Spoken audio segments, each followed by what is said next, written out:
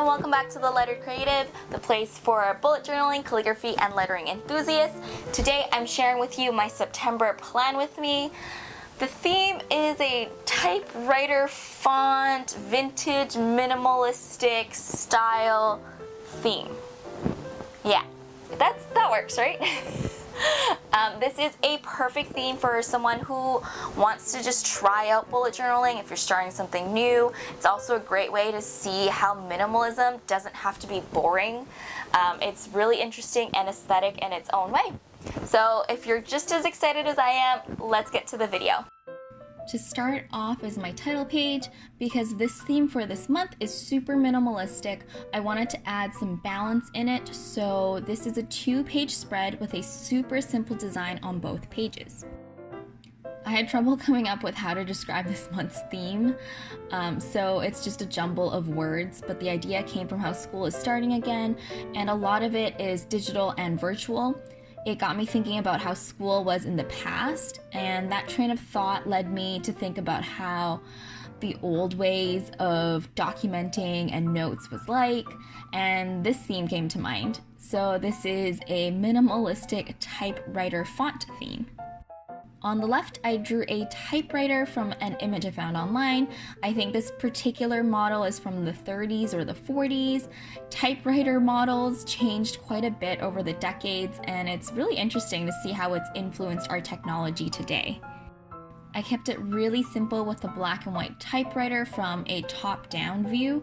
This is definitely my less is more look. It's also much easier to draw it from the top down in my opinion, because you don't really need to do the side view of each of the keys.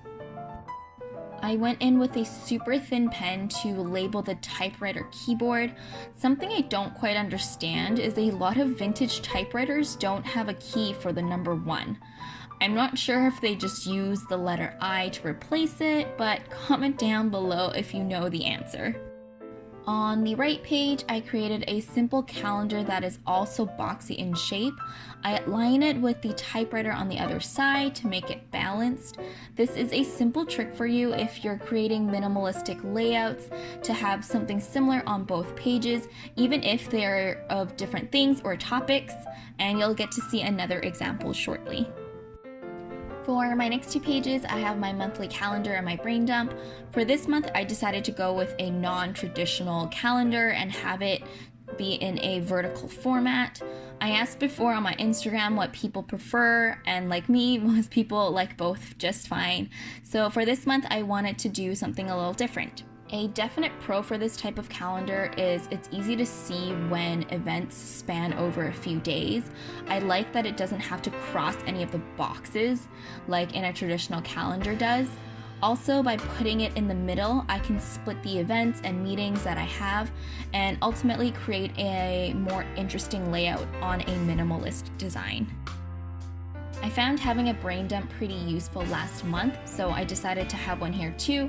The design for this is a dip calligraphy pen in ink. I love imagining everyone in the past writing with a quill, and Harry Potter definitely helps with the imagery, but it's kind of cooler because it actually happened. On one side, I create boxes, because for me, half my brain dump is also just another spot for me to dump all of my tasks there.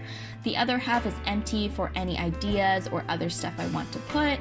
You can definitely keep this whole thing blank if you want. My next layout is my 2-page spread for my habit tracker. The shape of the design is to emulate folders with tabs. I don't know why, but folders like these make me think of the past. For this month, I am tracking my business, bullet journaling, blog, my program, working out, no spend, my skincare, reading, morning, and sleep by 1 a.m. I work from home, and due to COVID, my sleep schedule is messed up. I am such a night owl. And many of you who are going back to school might feel the same way.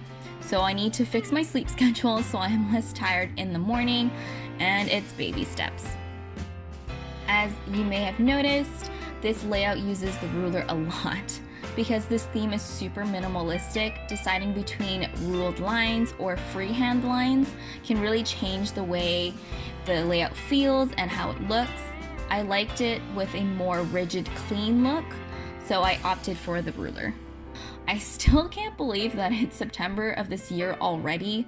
This year has simultaneously been the longest yet the shortest year yet.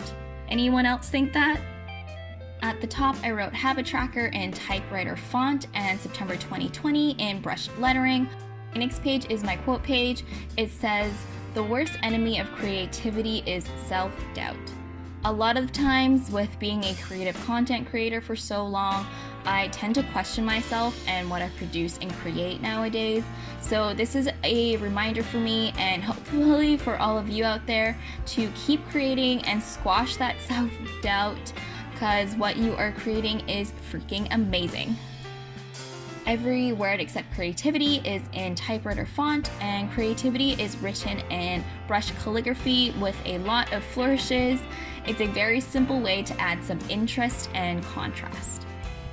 So speaking of contrast, I mentioned earlier that balance of two minimalistic pages is really simple, and I do this here with my mood tracker next to my quote page.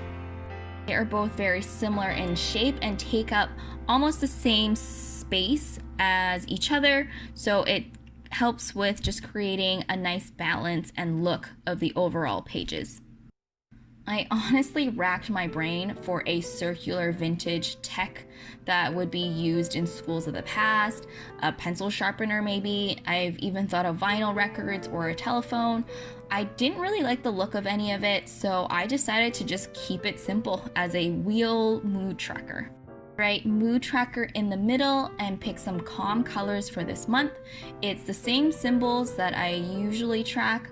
I'm tracking happy, content, meh, sad, and mad. I made an extra ring in the middle to track which week it is, and in turn help me with knowing which day of the week it is for this tracker. So this is the final flip through of this month. It is much more simple and minimalistic than normal, but I really love the vibe and how clean it looks, and I hope you like it as well. Alright, that's it for me today. I hope you enjoyed this video. Make sure to leave me a like if you did. Comment down below for what your favorite part was, or if you're gonna do it. Any sort of comments make me really, really happy. And if you want, make sure to subscribe. I have been able to somewhat consistently post once a month.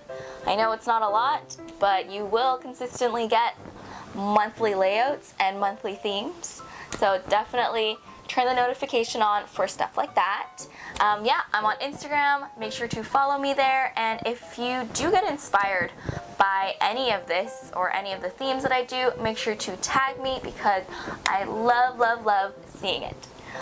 Thanks so much for watching. Have a wonderful day. Bye!